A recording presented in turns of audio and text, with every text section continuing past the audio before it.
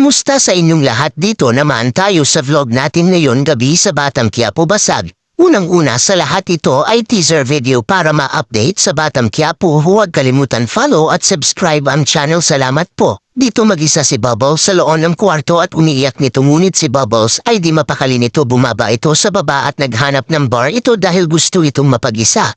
Bumaba ito at sumakay ng motor itong mag-isa lanang pumunta. Dumating na sila Primo at kasamahan ito sa bahay ni Yali at dito ay may tama ang iba, ngunit ito si Amanda ay nagalit kay Yali dahil sa kanya ay namatay ang nanay at tatay. Ito sinisi ni Amanda si Yali dahil di nag-ingat. Si Yali at Lucio ay nag-usap, sinabi ito na wala kang kasalanan ayon kay Lucio.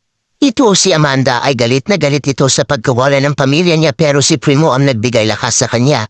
Dumating na si Bubbles sa bar at ito nakamotor at pumasok na agad sa bar ito at nag-order na agad ng isang bucket na beer, ngunit habang nag-isang nag-inom ito ay may mga lalaki gusto siyang bastyusan ito. Dito ay pumunta na ang mga lalaki kay Bubbles at dito nagbastos sa kanya. Dito nagkaroon ng gulo ito, pinagsesepak ni Bubbles ang mga lalaki ito.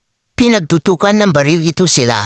At dito umalis na rin si Bubbles sa bar at dala ng bote ng Red Horse. Pumunta na ulit sa kwarto kung saan sila nagrenta ito, ngunit nakita niya sila tanggol at mapang ay nag-talk ito, kaya ito Bubbles ay di mapakali nang pumasok sa kwarto niya.